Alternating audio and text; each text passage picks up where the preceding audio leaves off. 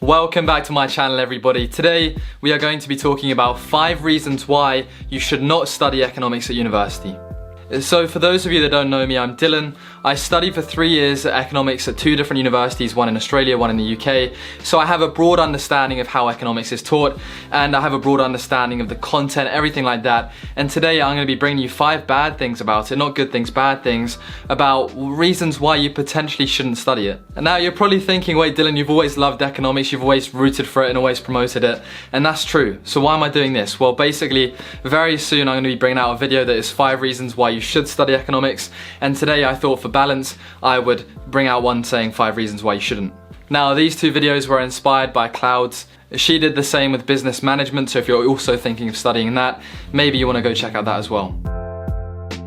So right, getting into it, the first reason why I say I would not study economics is because obviously every year at university you pay £9,500, you get a certain amount of contact hours, and you get facilities or stuff like that. Now in terms of value for money, with economics you probably on average at my 2 universities got about 14 hours contact time per week. And let's say going from A-levels where you get about 20 to 30 a week to getting 13, 14, it's a huge downward jump. And when you're in first year, you'll be like, this is perfect. There's so much free time to just enjoy university. I'm learning stuff, but I don't have to go too crazy in revising. It's great. But I think when I got to 3rd year, it really started hitting me that, great, I've still got about 13 hours contact time, but the stuff I'm learning in this degree is super hard. You know, economics is no joke. The content gets real hard. You know, it was common practice for me to turn up to a lecture and I would sit there, I'd make my notes, I'd try and follow it to the best of my ability, and I would have zero clue on what was actually happening. And like, I'd turn to my friends and we'd be like, well, some of my friends, you know, on the same level, would be like, mate, I have zero clue what's happening. He'd be like, neither do I. And I'd be like, good. And I feel like while a lot of people didn't always understand what was happening, you know, it's something that, in essence, I'm not a fan of. I'd rather than squeeze so much content and hard material into a short amount of time, I'd rather have more contact time and still learn the same stuff in an ideal world, because you are paying a lot of money for time. But with an economics degree, the bad thing about it is that you just don't get enough contact time. I mean, you look at other subjects, you get 25 hours contact time. That's loads of contact time.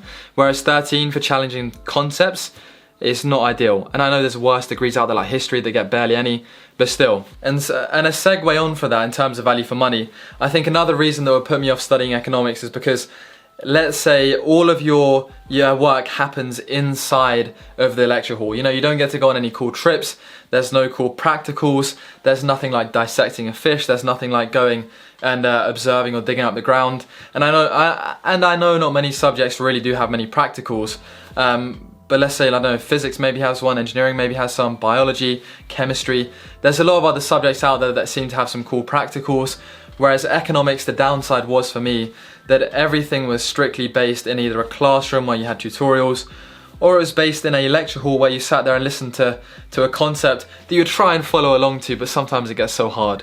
So yeah, the first 2 downsides of studying economics are, essentially you don't get enough contact time compared to some other subjects, and you don't get enough practical time. Now, I'm not expecting me to, like, you know, walk and start printing money. I don't know what I would want from this practical side of things, but I think to at least have some sort of learning. Let's say if we was learning about the hoteling model, where it basically talks about how if you go to your local, you know, row of shops, there's guaranteed to be, you know, a few of the same type of shops, let's say fast food together. They're all clumped together, when normally you'd think like, oh, why don't they spread out? Surely if they're spread out, then they'd get more different customers. But you learn this thing called the hoteling model in spatial competition in microeconomics, or in industrial at the same time. And it basically says that these fast food chains are exactly the same. The optimal location for them, a Nash equilibrium, but not a social equilibrium, is to be right next to each other.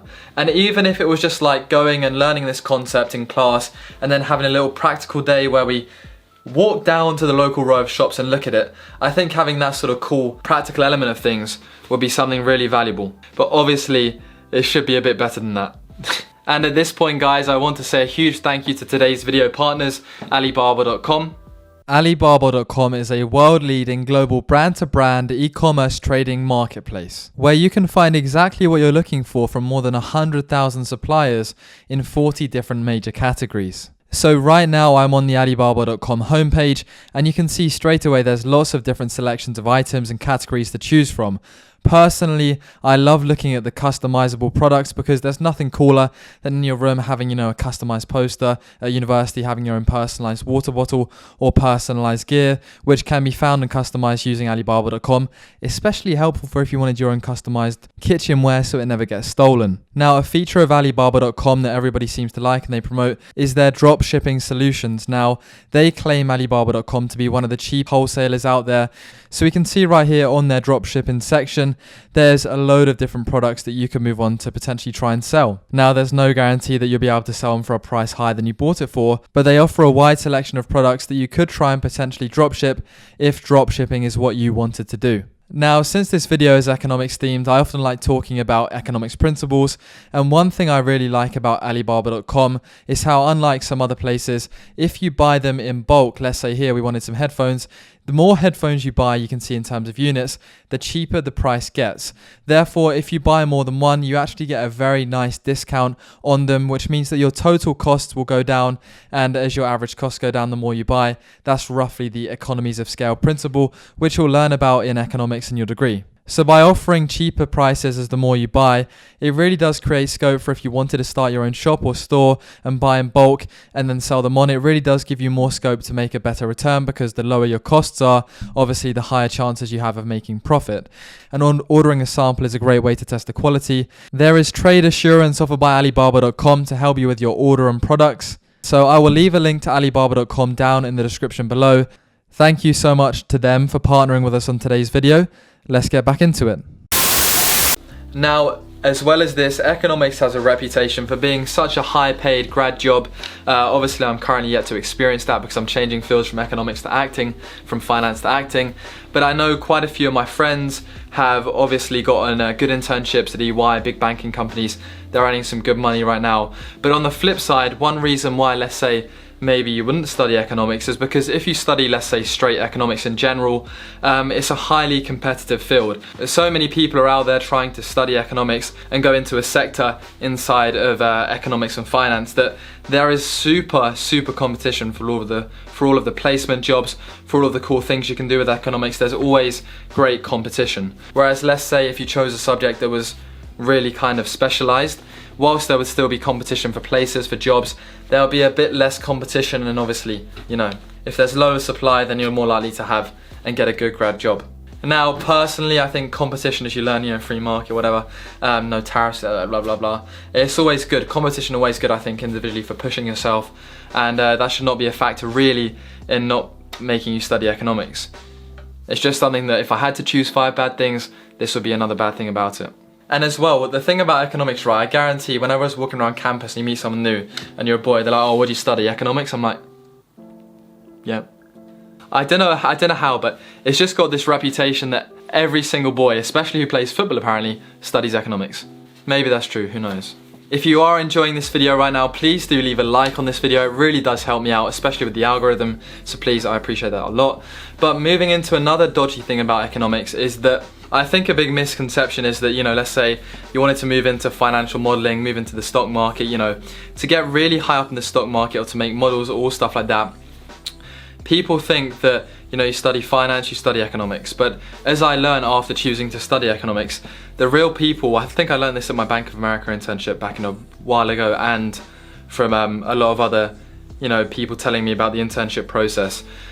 A lot of the top financial companies in the finance sector and departments, they don't actually always look for economics and finance graduates or students. They look for physicians, physics students and maths students, because they're the ones that surprisingly create all of these financial models, despite not having a background in finance, because their maths and their conceptual understanding is so good from their degree, obviously, that they're the ones that actually seem to progress very high up into the financial sector. And I believe more and more as we get more automized, it's the same for computer science students. So while economics is great for getting that fundamental understanding, which can be used in so many different ways, if you wanted to build, let's say, financial models, whilst you can still totally do this with an economics and finance degree, most people tend to seem to have a physics or a maths degree. And finally, I'm never making a video like this again. I'm only talking good things about economics because I do love it. But finally, the last reason why you may not want to study economics is because your general vocabulary will change massively and your outlook on life will change massively. For example, you know, you always think about things in a certain like cost per hour. You always think about things in terms of efficiency. So I never used to, but now I literally think about things, everything I do, is that efficient? Every time I try and do something, I'm like, what's the most efficient way to do it? And I say that a downside to that is that recently, like, I went through this phase of being semi-wired but semi-trying to be so efficient that, you know, I'd be brushing my teeth and I would try and clean up. It sounds stupid, isn't it? It honestly is ridiculous, but let's say instead of, you know, walking and grabbing this, stopping, picking up and turning, I would literally walk like this and do like a scoop pickup so I could be quicker and more efficient. And I think whilst it's alright to maintain that sort of lifestyle for a while, it really wasn't good long term, because sometimes it's good just to be in that space where you relax, you let everything else just chill. And I think, obviously it's not my degree's fault, but part of me from wanting to be so efficient and productive all the time, stemming arguably from my economics degree, I really was quite the over-eccentric efficiency person for a while. And I've now relaxed on it. So that may be another reason why you might not want to study economics, because that could make you like it. But I'd be very keen to see what you guys think on studying economics. Let me know in the comments down below what you think of studying economics, because I know a lot of you guys will have studied it, will be going on to study it, or will be studying it right now. So I'll be super interested to see what you guys think and if you agree with me. And let me know of any other reasons why you shouldn't study it. And if you want to try and guess my 5 reasons why you should study it, comment them down below as well. Please do leave a like on this video. Thank you so much for watching. I'm gonna roll a podcast clip. Take care. Our parents' generation tend to love Facebook. And like, I remember we set my mum up on TikTok the other day. Yeah. I just couldn't get the hang of it.